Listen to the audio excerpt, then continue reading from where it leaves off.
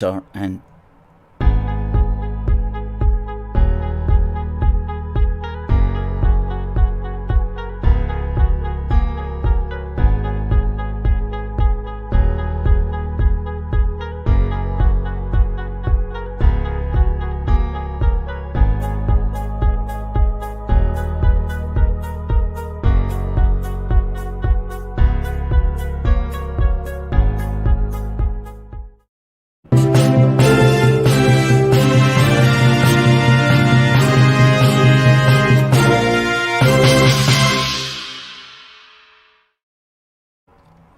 hello and welcome to Good Morning UK Have Your Say, a Force for Good's mid-morning show coming to you live from our nerve centre here in the heart of the great British city of Glasgow with me, your host, Alistair McConaughey.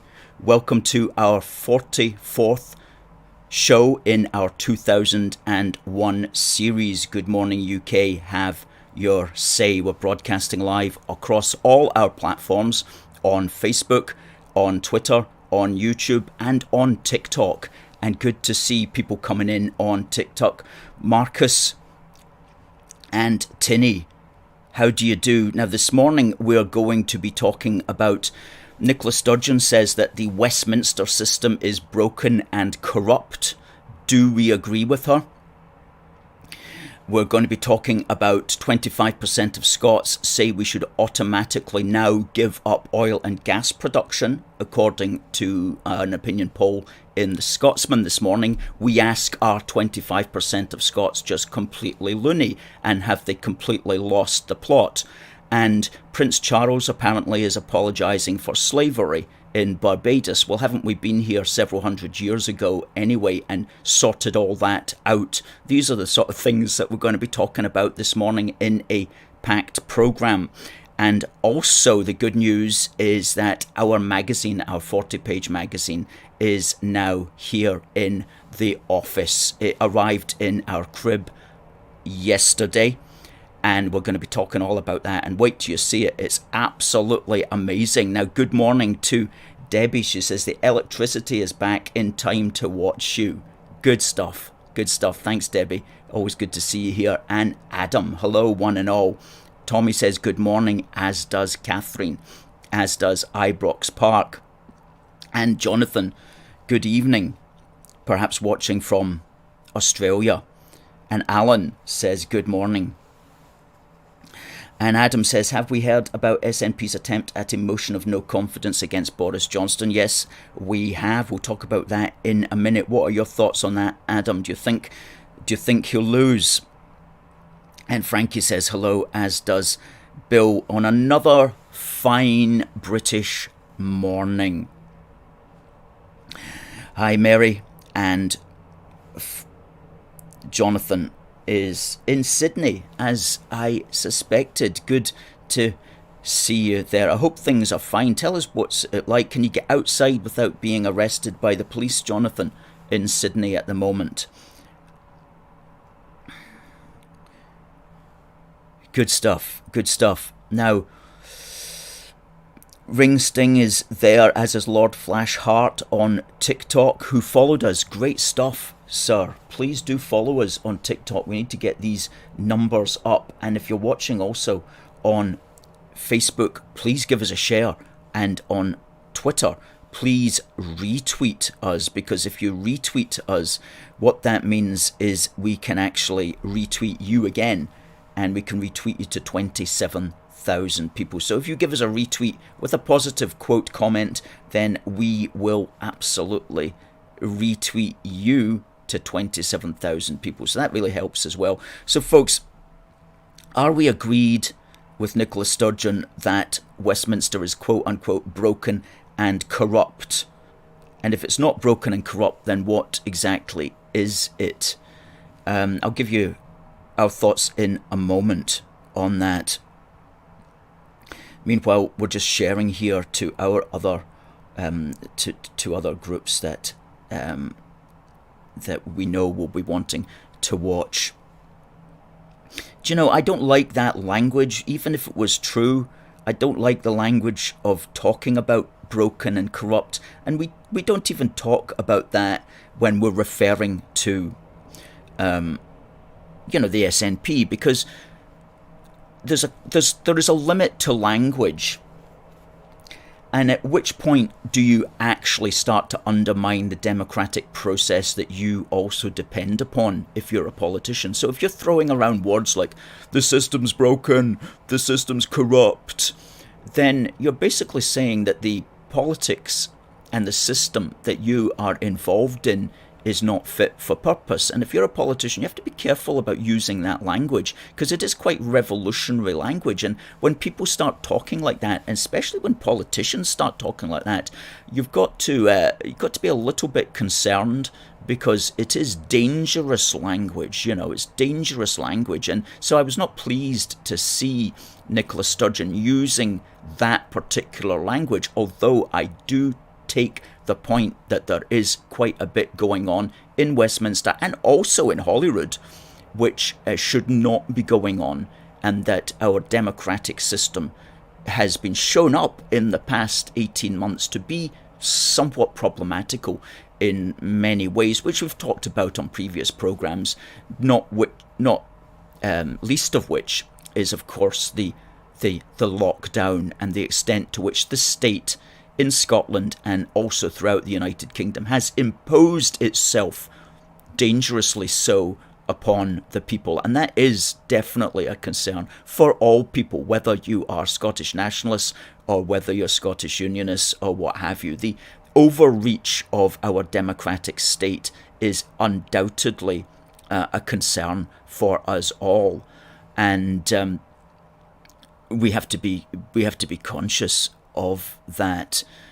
There are people who welcome that overreach, of course, and you only have to pick up the national newspapers each day to find people who are making convoluted arguments to justify state overreach. But for those of us who believe in freedom and liberty and democracy and the British characters that we spoke about last week, then for those of us who believe in those things, about freedom, in about not being slaves, in about standing up to tyrants, in about service to your country, for those of us who believe in these things, the last 2 years have been a dangerous wake-up call for us all, and let's not lose sight of that underlying problem that exists throughout our British democratic process. We're not saying it would be improved in an independent Scotland.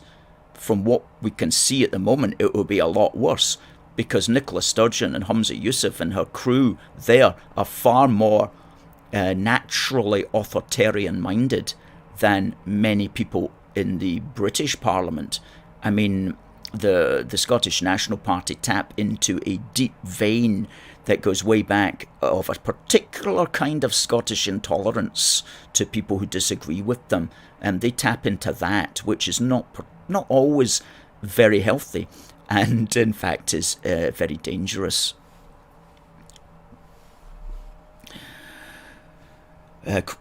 Christopher there says, quite right about language. We simply need to document and highlight the multiple failures of the SNP. That's true, and there's a lot of that. Good morning to Kenny.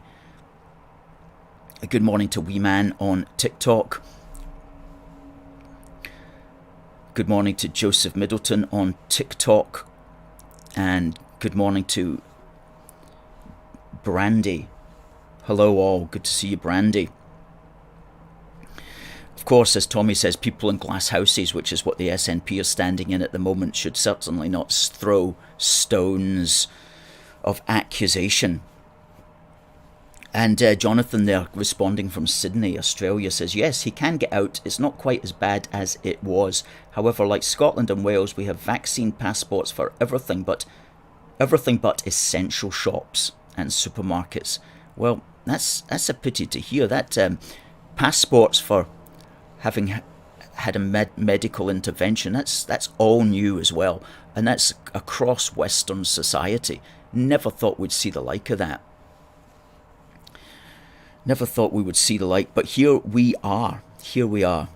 And good to see that Preston journalist. Hope you are well. We absolutely are, and we'll be contacting you later today. That Preston journalist, just to say what great stuff you do. If you're on YouTube, Google or search for That Preston Journalist, and he is absolutely excellent, producing a lot of good content every single day, it seems like, and getting hundreds and thousands of views for it as well. Good stuff. And That Preston Journalist also sticks it to the SNP every day as well, so that's always good to see. Good morning to Ross. Hope you're well, Ross. And Christopher says there, an independent Scotland would be very much a command and control situation, wouldn't it just? Bambi Battle says she doesn't agree that there are such things as united British traits. She thinks they're a fiction. Well, at what point does fiction and reality come together to create something in addition? You know, if you don't talk about something, then you don't have them. Nations themselves are all created through ideas, some of which are 100% true, some of which are not entirely true, and some of which are aspirations but have yet to happen. So just because you can't, because at the moment, right, the idea Britons never will be slaves, that's a fiction, because Britons have revealed themselves in the last 2 years to be slaves. So what we need to do is to get back to not being slaves again.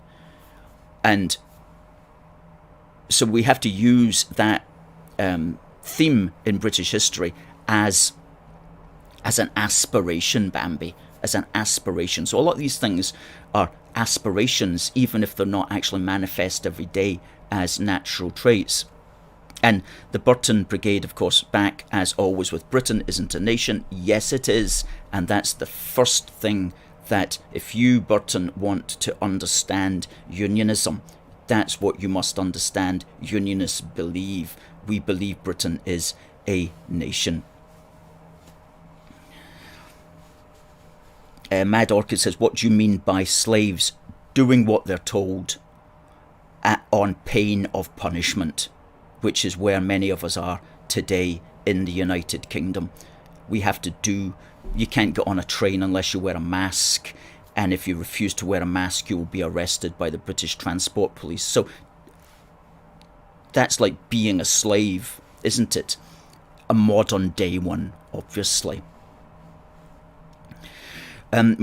Great comments coming in on TikTok. Mark says, I don't know what being British means. I'm going to get to that in a minute, because in our new magazine we have 600 words which explain exactly what being British is.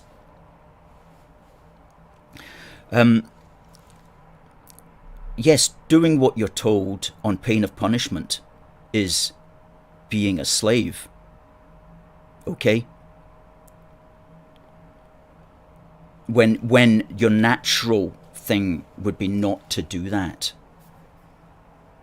Okay, when it would be to work or to move about for yourself rather than under somebody else's authority. Frankie says, just throws out a good shout out, British and proud.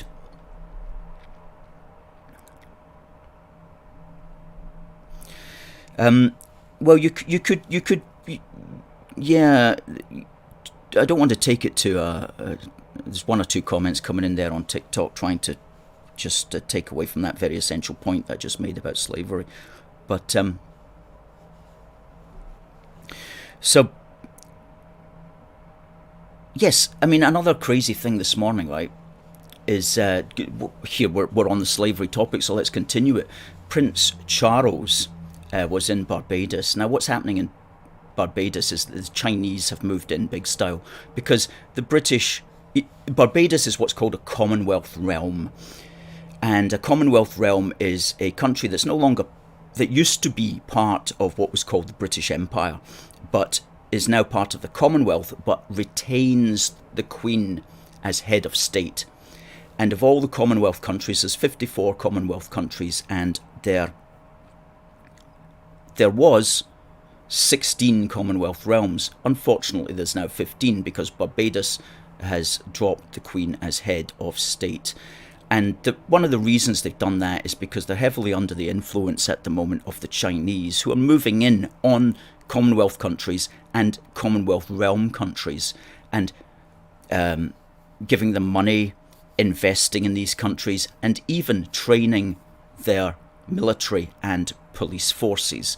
And so these countries are not looking to Britain anymore, at least Barbados isn't. They're looking to China, of all places. And of course, China is an opponent of the British Western democracy and British influence in the world. And so they're trying to get these countries to drop their British connections. And of course, our British politicians are just without any vision at all. They can't even see what's going on, okay? Because the Chinese Communist Party have this theory of total war. They call it total war. That doesn't mean that they're fighting people on the streets. What it means is that in every way, shape and form that they can get into society in some way, whether via social media, whether via diplomatic means or whatever, they will push their national agenda, their Chinese economic and social and political agenda wherever they can. It's like basically an empire that they're building. So they're seeking to move in on Africa. Huge numbers of countries in Africa, kind of dominated now by the Chinese, as well as, of course, other countries that Britain has had a historic relationship with and has also got a political relationship with, including some of these Caribbean countries which have got the Queen as head of state. So that should never have happened. That dropping the Queen as head of state should never have happened, because Barbados should have been looking to Britain to help lead it in the world and to help invest in it and all that sort of stuff, instead of looking to China, for crying out loud. Anyway, so be it. That's why they've gone down that route. And Prince Charles was there to I don't know, lower the flag or whatever he had to do, and he made an apology for slavery. Now, excuse me, but that was like hundreds of years ago. And in the beginning of the 19th century, in 1807, we passed the first Slavery Abolition Act. And then in 1833, we passed the act to stop the practice of it in all the countries of the world that Britain controlled, including the sea passages as well. And thousands of Royal Navy sailors died and perished in that fight to abolish slavery. So Britain has got zero to apologise for. Zero to apologise for. We literally stamped it out when we had the power to stamp it out. So it's all over and it's all in the past now. It's all in the past. So why are these old bones being raked up? You have to ask that. Why are the old bones being raked up? We've moved on. Barbados was a successful country. And were nestled well within the overall British world that we were all part of. You know, there's no problems with slavery in Barbados today. Certainly nothing that Britain has to apologise for. I mean, people in Barbados should be thanking Britain, if anything. You know, that's the way that you should be looking at it. For crying out loud, totally absurd. Where does this nonsense come from? And I was thinking about that the other day, and it's like there's people who are pushing a revolutionary agenda. They want to pretend that the last 300 years never happened and that somehow we're back in the 16th and 17th century, and all that fight to abolish slavery that Britain was at the forefront of somehow never happened. You know, and they could get away with that, because if they're able to wipe out history, and if they're able to pretend that none of that ever happened, and if they just ditch all of those connections, then people won't know any better. People won't know any better. And I have to say, I was disappointed with Prince Charles, and I'll say this about him. You know, we obviously were British patriots. We love British institutions, and we're all for the monarchy. Very much so. I mean, we're big supporters of the monarchy, but the monarchy has to be awfully careful, man. It has to be awfully careful, because, you know, they need to be careful not to get into controversial political topics like global warming, right? Lots of people have different views on that. We don't want to hear Prince Charles or William's view on it. It's not their place to talk about those things. Lots of people have views on slavery, for example. We would look to the royal family to emphasise the positive elements of how Britain stood firm against it, not to give any impression that somehow we are guilty today. You know, we've redeemed ourselves from that guilt that could be said to have once been ours. We've redeemed ourselves in blood. In blood, okay? So don't give me any nonsense about how we've got to apologise for it today. We've redeemed ourselves long ago. So that's the point that Charles should be making. And now we understand that the royal family, of course, is in a difficult situation because they look about and they're trying to maintain themselves as well. So they say, who's got the power? Oh my gosh, it's all these BLM nutters in the media who have got the power.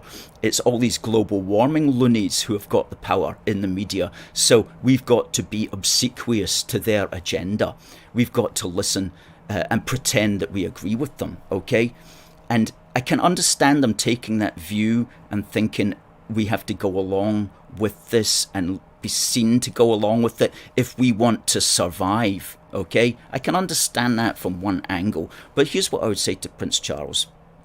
And it's like Boris Johnson with his global warming, crazy environmental agenda that nobody voted for. You have to remember this. You have to remember your base, okay? Who is your base? Who is the base of supporting the royal family? That it's working class and middle class people in the United Kingdom, okay? It's not Hampstead liberals who obsess about global warming and who go on BLM marches. They are not the base of support for the royal family, and they're not the base of support for Boris Johnson either. So by catering to them, by pandering to them, you risk losing your base. And if you lose your base, then you have nobody left. Because let me tell you, these Hampstead liberals won't care if you get overthrown. They're not going to care for Boris Johnson. We counted the march at the COP26 event. We counted them in at 13,000. Not 100,000, and I can tell you for a fact, not one of these 13,000 people will ever vote for Boris Johnson. So why is he even pandering to them? You have to ask yourself that question. I'll tell you something, right? Boris Johnson, he could go to Cape Canaveral, he could sit in a rocket, he could fire himself off to the sun, okay? He could get out, do a spacewalk in front of the sun, use a megaphone, shout at the sun, tell it to calm down and cool down by a couple of degrees, get back into his spaceship, land in the Pacific Ocean, get back to Westminster, and he still would not get any credit from these Hampstead liberals for what he was trying to do about global warming, okay? So you have to understand your base, and you have to understand that people will use you if they can get some mileage from you, but at the end of the day, they will drop you like a hot brick because they're just using you. So I would give that advice to the royal family, is like, remember your base. Do not alienate your base. But we still love you guys, and we still wish you all the very best. Absolutely. Now, we've got our competition coming up at the top of the hour, which will be based upon this day in British history. And on this day in British history, which is the 1st of December, in 18, let me just get this year right. In 1843, the world's first commercially produced Christmas card went on sale on this day. The world's first commercially produced Christmas card went on sale on this day, 1st of December in 1843. And of course, it was a British invention, as all great things these days and those days were. And it was commissioned by a chap who was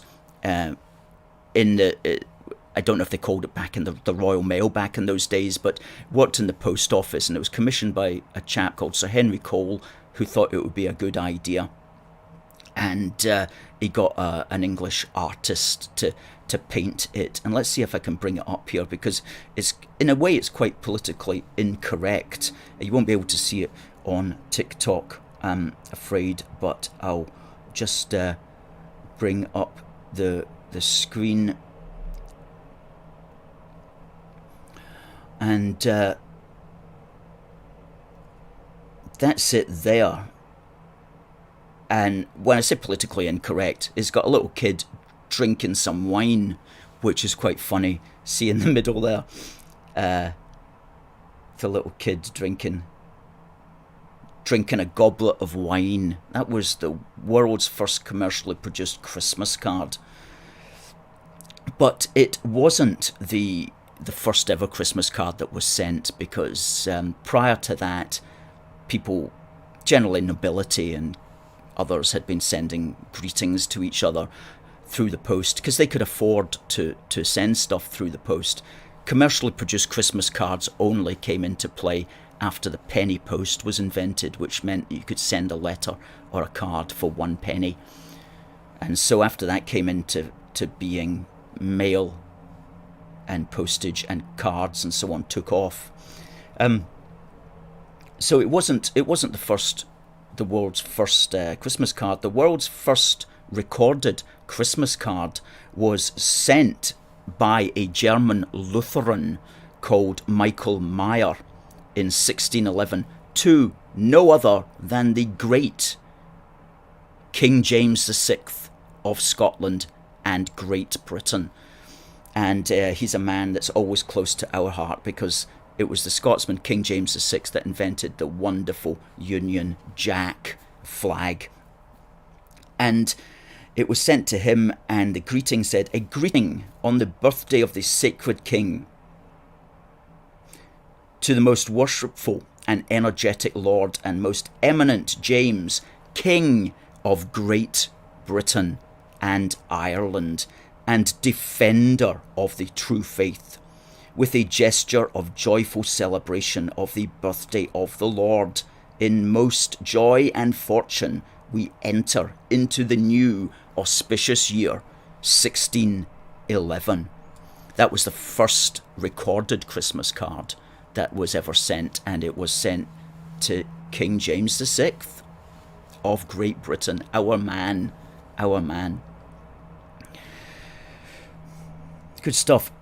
After I've asked the question, we're going to look at this amazing magazine that we've produced. I've got it here in the office. I just cannot stop looking at it. How's things on Twitter? James VI also fueled witch trials. He did indeed. And I'm sure he'd be burning a few at the stake if he was in Scotland today. But we, of course, have moved on a bit from that. Yes, imagine what would King James VI think of Nicola Sturgeon? I mean, it would just be like, oh, who is this crazy person? I can't imagine he would have any time for her at all. But he's a great guy, though. He's a great guy, even though he had views. I've got a couple of books written through there by him. One's called Demonology, which I think is the most amazing title for a book ever. I've got the original Scots version and the English translation. I must make a program about them one day. So yes, the question, and here's this amazing prize. The best of British tea towel.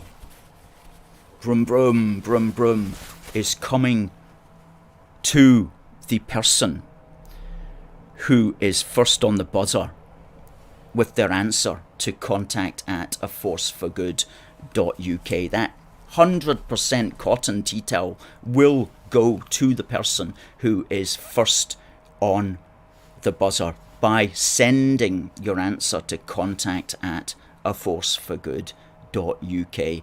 And our question to you today is, who was the world's first recipient of the world's first ever Christmas card? Okay, who was the recipient of the world's first ever Christmas card? That's our question to you.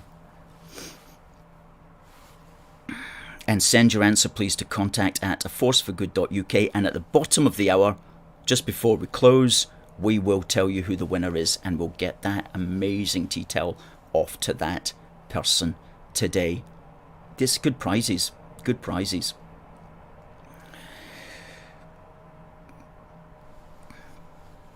So Bill says, have you had your free national propaganda piece through your letterbox yet? No, I haven't. I haven't seen it as yet.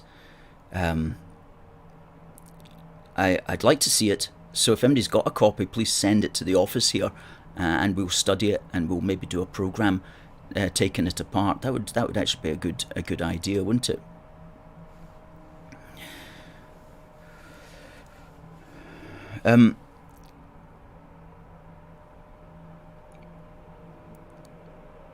Good stuff.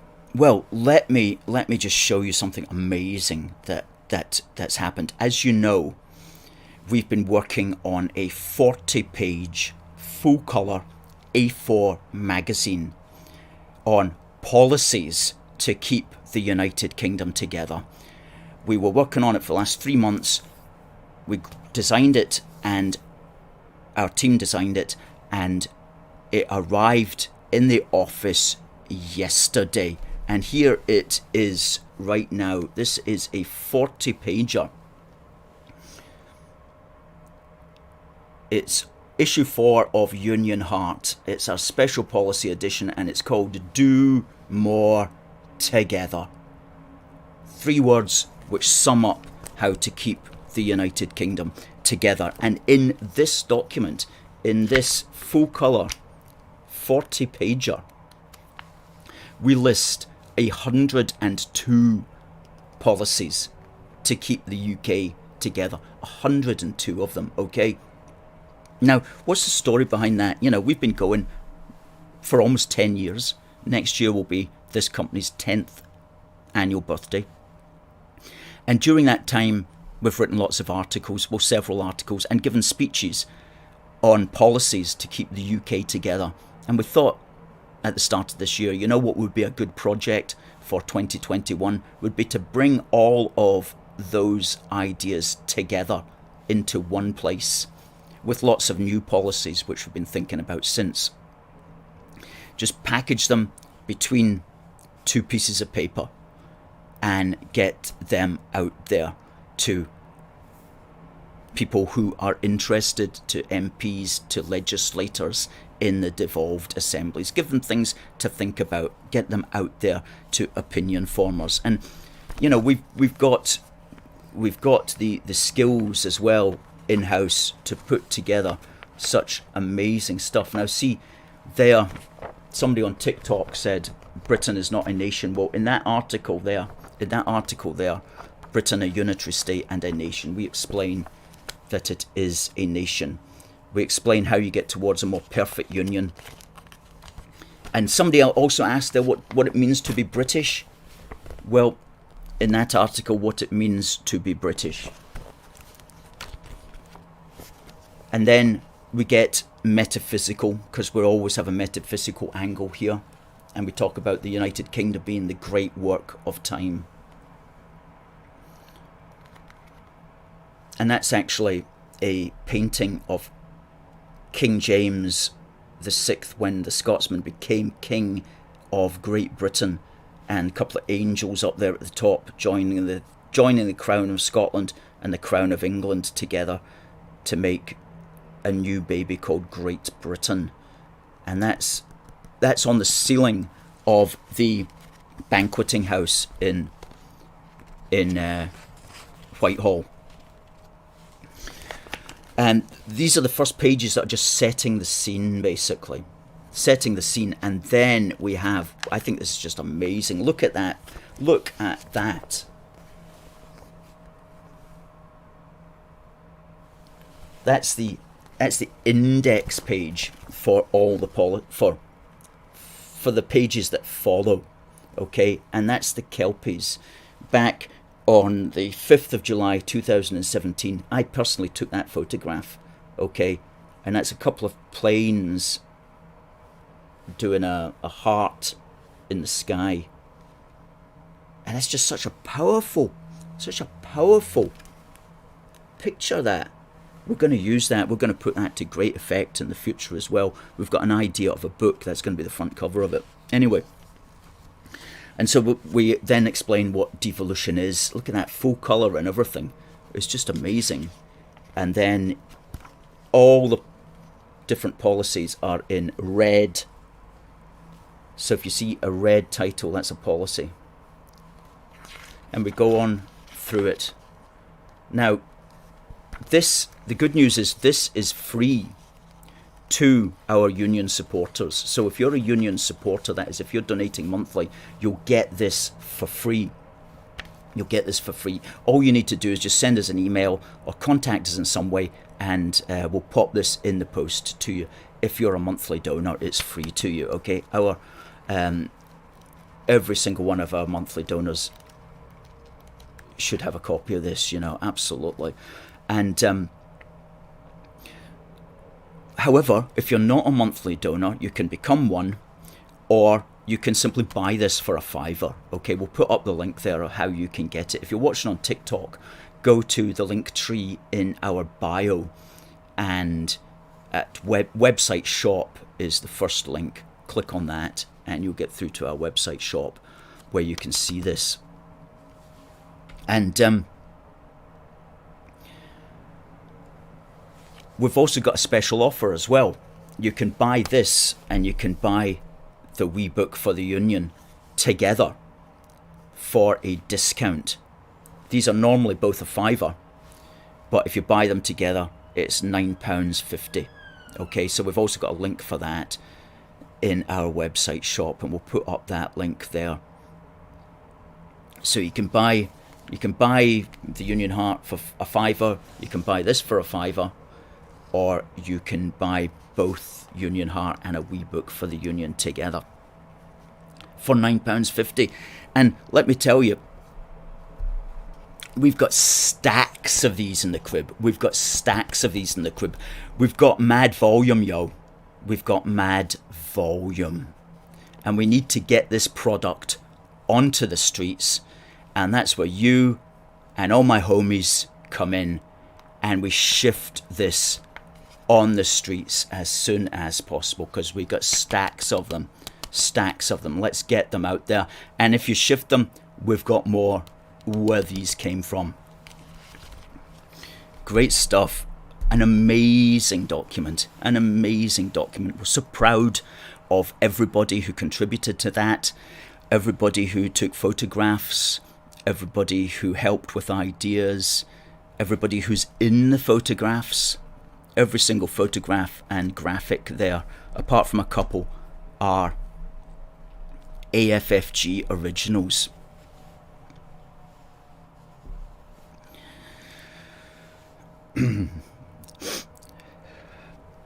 So,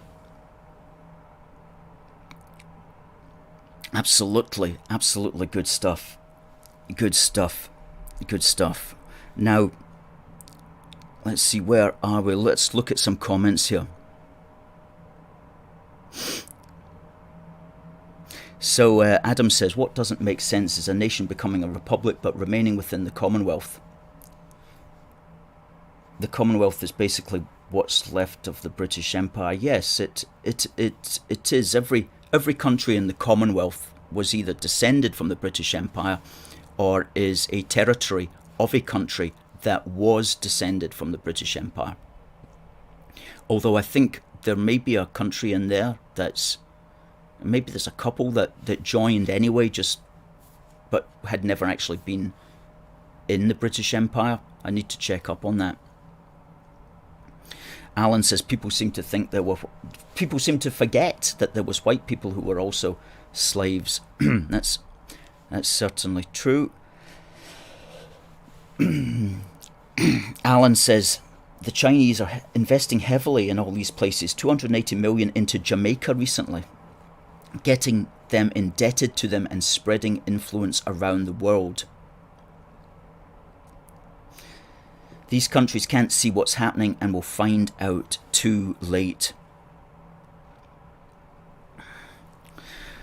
There's a good video on YouTube called Empire of Dust, which lasts for about an hour and 15 minutes, and it's a documentary about a Chinese company who I think they're trying to lay a road in an African country, and it just shows the interaction between the Chinese and the Africans, and the two are mediated by the African foreman called Eddie, who is quite an intelligent fellow. He speaks Mandarin, French, English,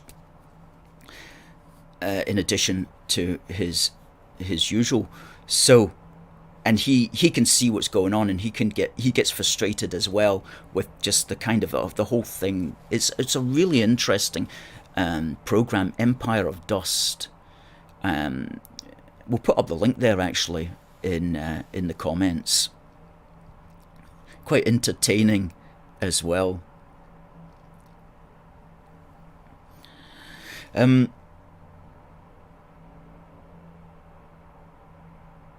Brandy gives a kind of metaphysical point of view there.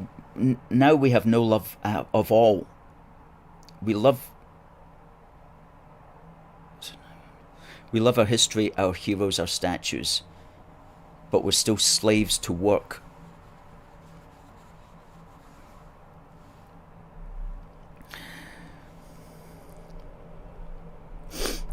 Well, Jonathan harks back to what we were saying there about Prince Charles is in danger of turning Australians into Republicans if he keeps pushing this net zero and great reset thing.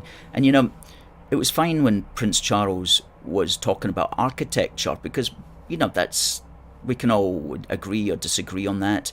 And when he's talking about organic farming and stuff like that, that's all useful and all, that's all good stuff. But getting into the net zero thing, that's taken a leap right into politics, which is very controversial. And so he should concentrate on what people like him for, not starting to go down the route of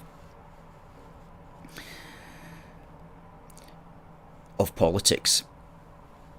And thanks there for the person who's reminded me that it was Rwanda and Mozambique, which were never part of the British Empire, but which became part of the Commonwealth. Thanks for that. Adam says, did Barbados have a referendum to prove that people want a Barbadian head of state? I'm not aware that they did. Adam, if MD knows, please correct us. But I think that was just another imposed diktat upon the people, which politicians can unfortunately do.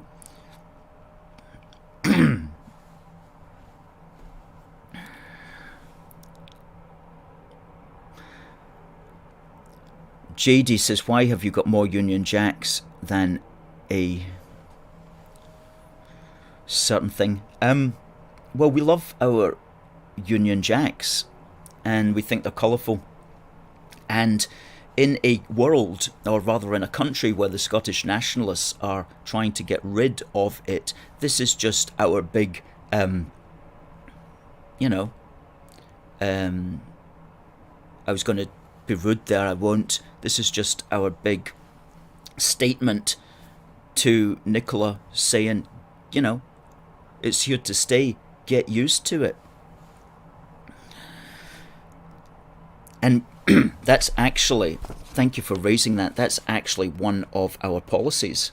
It's one of our articles where we talk about fly the Union Jack.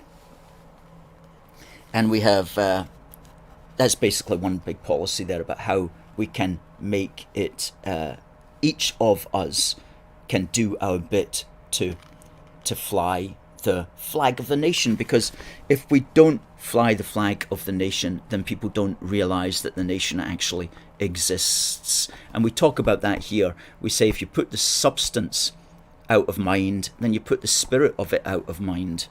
And that's what the Scottish nationalists, that's what Nicola Sturgeon and our cronies are trying to do. They know that if you put something out of sight, you put it out of mind.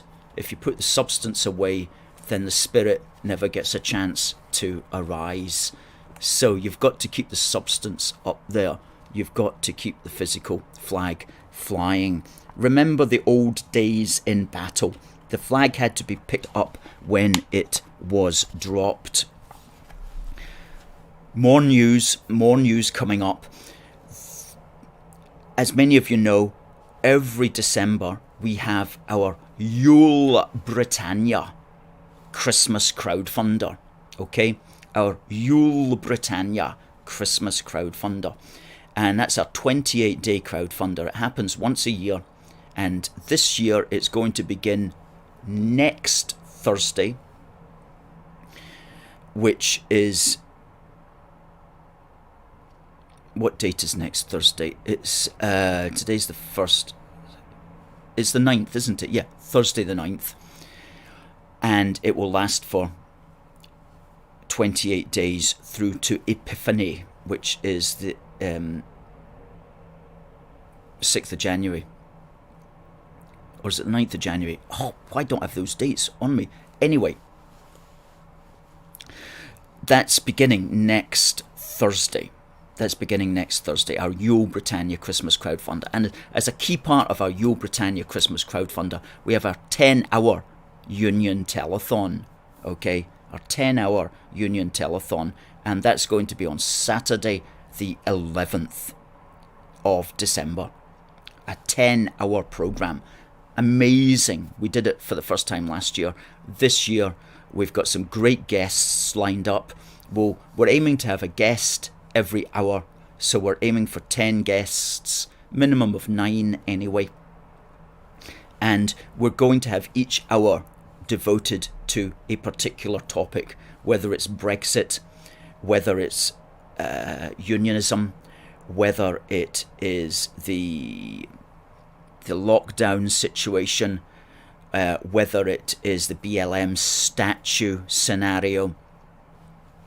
We've got it all put into we've got a great schedule lined up. We've got a great show flow, as they call it, for the 10 hours.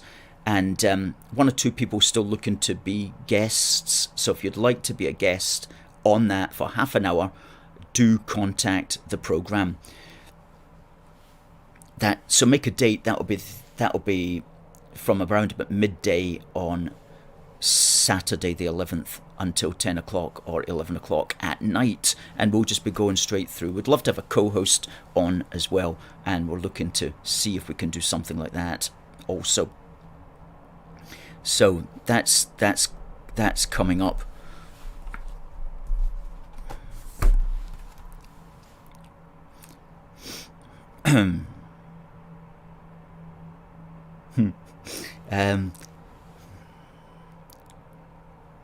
Yeah, see, there's somebody on TikTok, and this is why we're on TikTok, is in order to reach out to the Scottish nationalists who don't fully understand, for reasons, because they've never learned it, they don't get taught it in schools, who've not learned the British history.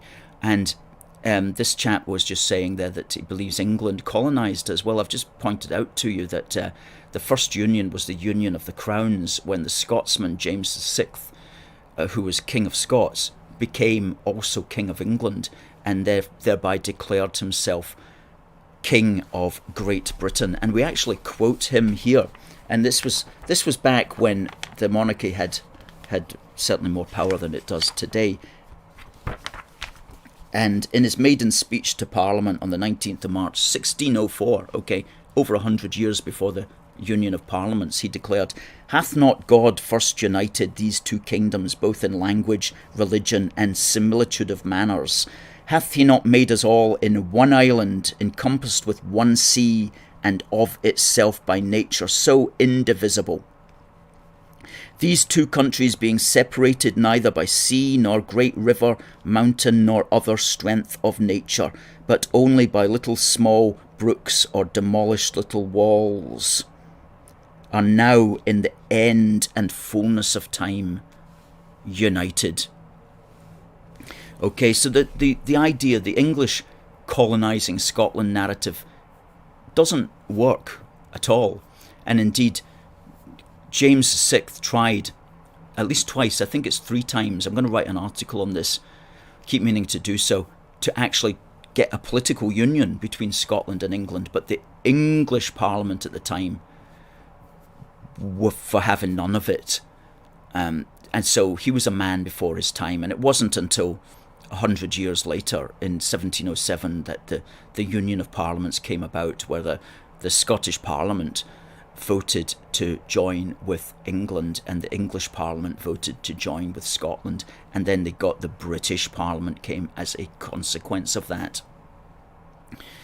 So the English colonising narrative just doesn't match up in history at all.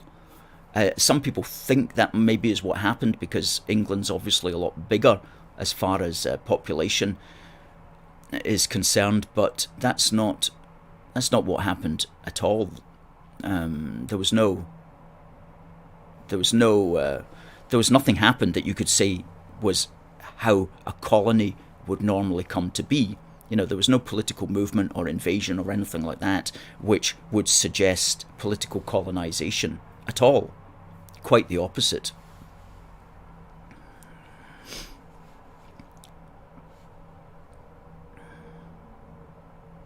Well, Bill there, thanks. You should write a wee book of British histories. Do you know what?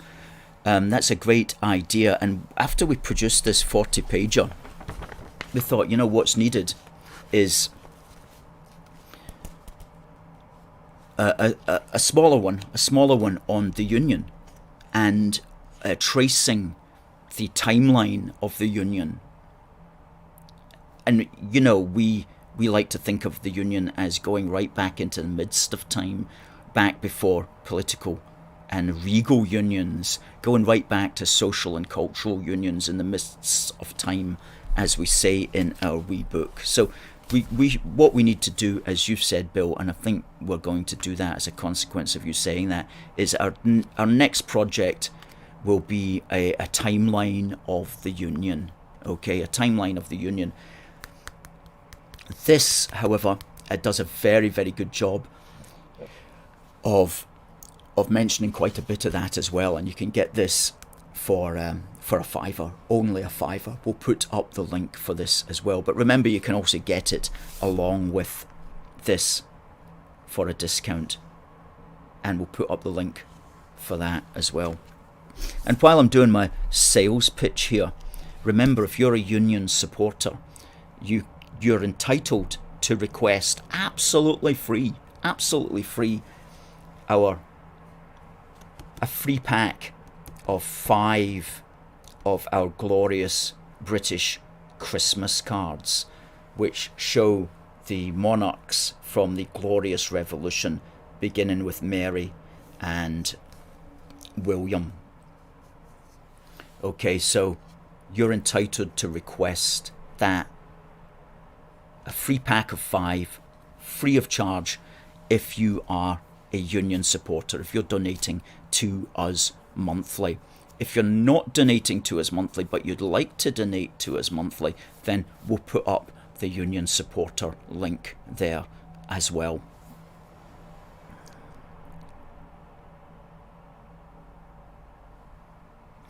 Brandy says the pagans first used Christmas, the Victorians then altered pagan to Christian.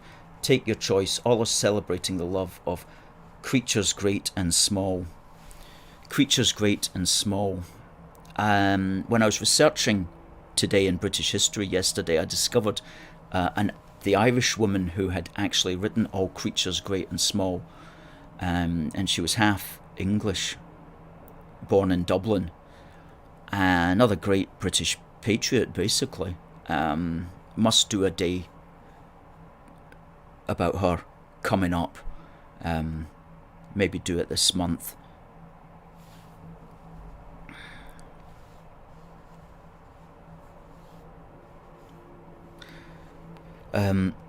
Adam says, do we have any of the national newspapers we can look at on stream? I haven't been out to get today's national, but I'm going to do that later when I post the prizes and when I post out the free copies of these to the Union supporters who are requesting them.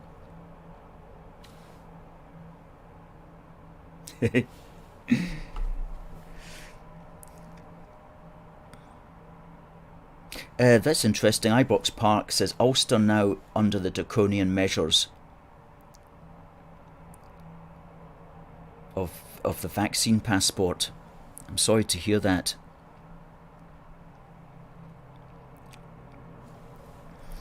Well, Brandy says the Little Red Book. Well, it's a wee book for the Union. It's also red because red is the colour. Red is the colour.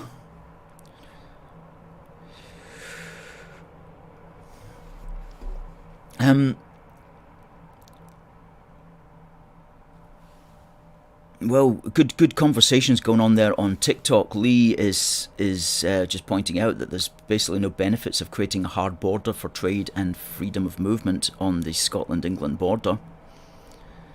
Fraser says he doesn't want a hard border if he had wanted independence. Thanks for the likes, Lee.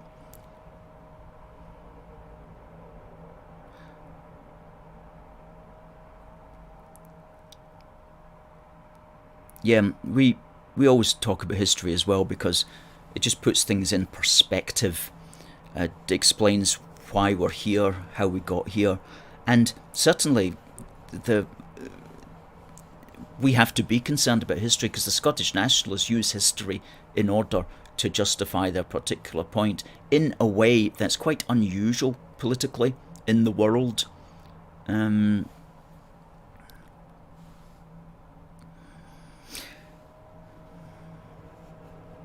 Good. Adam says, basically we're saying that the British flag is staying with us whether you like it or not, and that goes for the fact that Scotland is remaining British.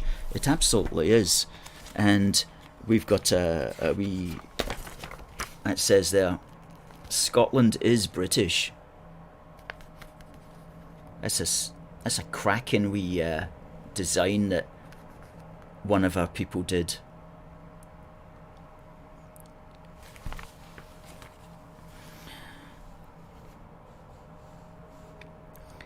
The borders love to be part of Great Britain, says Brandy. Well, that was it. The borders, the so-called borders area between Scotland and England was always a disputed area. For a while, there wasn't a specific line until James VI came along, and during his reign, it was a kind of lawless area back then. Because nobody knew where the Scottish boundary and the English boundary really lay, and so there was quite a lot of what would you call it, banditry, outlaw behaviour going on, because there wasn't really any proper demarcation lines until boundary lines were actually drawn properly under the reign of James VI, or rather, he brought stability to that particular area of Britain.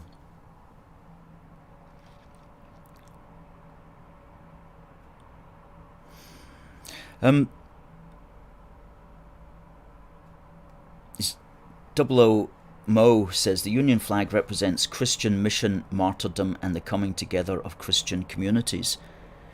Certainly in the sense that it has the flag of St. Andrew, St. George, and St. Patrick united as one, and that was certainly the case when it was put together.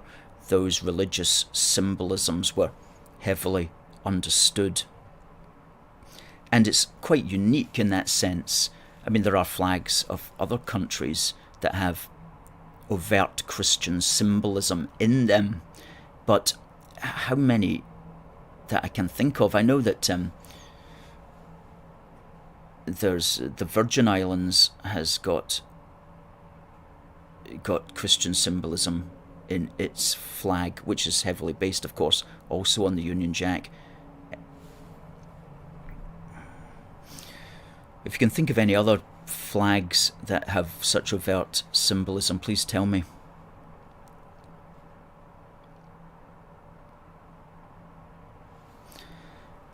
Andrew says that he enjoys it when we educate the nationalists on our great history of the United Kingdom. Thank you, Andrew.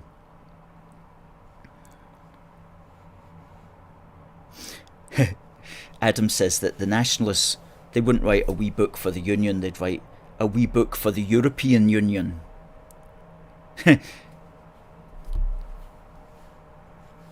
Bill, good stuff.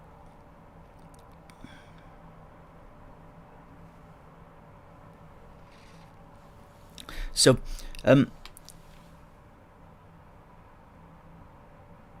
James says that a lot of the voters in Scotland don't really have a clue what indie means.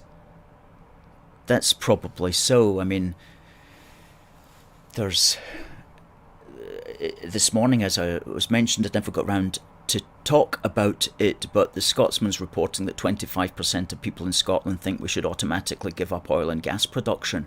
I mean, that's 25% of people who don't even realise how their house is heated, okay? Their house depends upon oil and gas production. Are they saying that they'd happily freeze to death? You know, that's 25% of people. Now, that's an opinion poll, and we always say be very careful with opinion polls, because opinion polls are a black art, and you can literally get people to answer anything if you frame the context and then the questions a certain way. You can manipulate people as if very easily, shall we say. So we're not wanting to believe that 25% of people in Scotland actually believe that they'd be better off freezing to death. We don't want to believe that, but that's certainly what this poll is implying. Now, let's look at who won the quiz. And the quiz was for this best of British tea towel.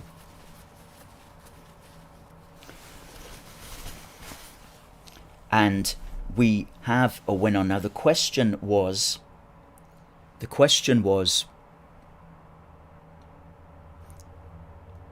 who was the first recipient of the world's first ever known about Christmas card?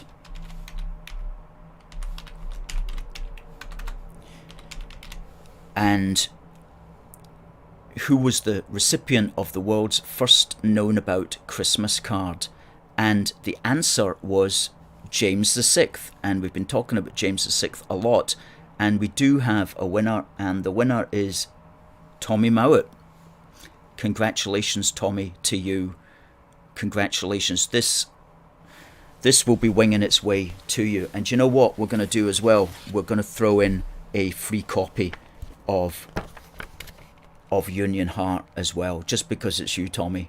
Just because it's you. Okay, so that'll be coming to you today. Excellent.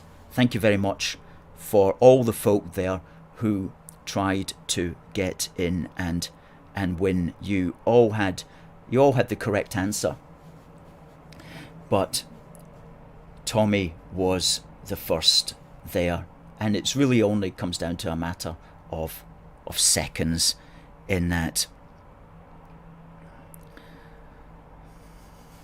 And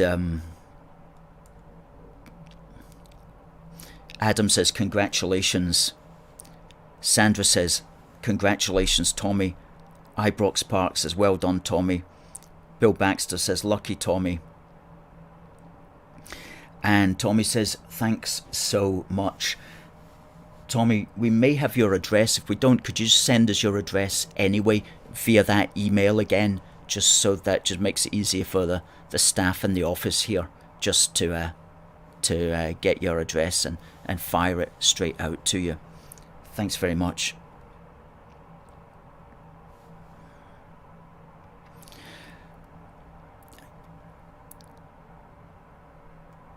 Ray says, this excellent presentation of history and actual facts will educate anyone who watches. I have carefully asked many nationalists whom I know why they vote SNP, and typical answers are, I feel more Scottish than British. It's the only way to rid ourselves of the Tories. We have the right to govern our own country, etc. Few have any concept of the serious economic and social implications of independence. Isn't that so true? The economic and social consequences of rendering a country in half, where half the population has a wider identity. And we always say that. The good thing about the United Kingdom is, if you want to feel more Scottish and British, that's absolutely fine. That's entirely up to you. And here within the United Kingdom, you can be as Scottish as you want, and others can be Scottish and British, and others can be as British as they want. And we can all rub along together, and we're not forcing anybody into a situation where they have to choose. And then when you force somebody into a situation where they have to choose, that's where you start getting problems in society.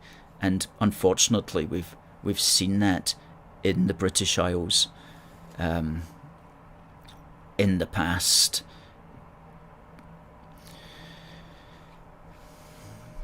So we're going to be broadcasting next Wednesday, but the 10-hour Union Telethon will be on the Saturday the 11th. And that's always great. And we've got amazing prizes as well. Amazing prizes. Every hour we're going to have a competition. And every hour we've got good prizes. Big prizes as well. Prizes that, we need to parcel up and send to you as if it's Christmas.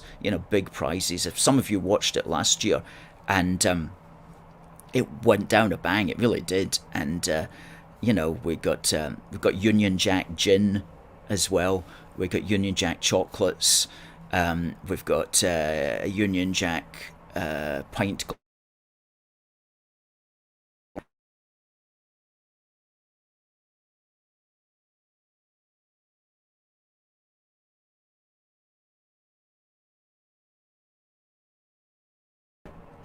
Yeah, we've got Union Jack prizes, Union Jack pint glasses, mugs. There's definitely a Union Jack theme running through the prizes, and there'll be at least 9 questions, 10 questions at the top of every hour as well, and we'll have lots of guests on. So make a date for that. That's Saturday the 11th of December.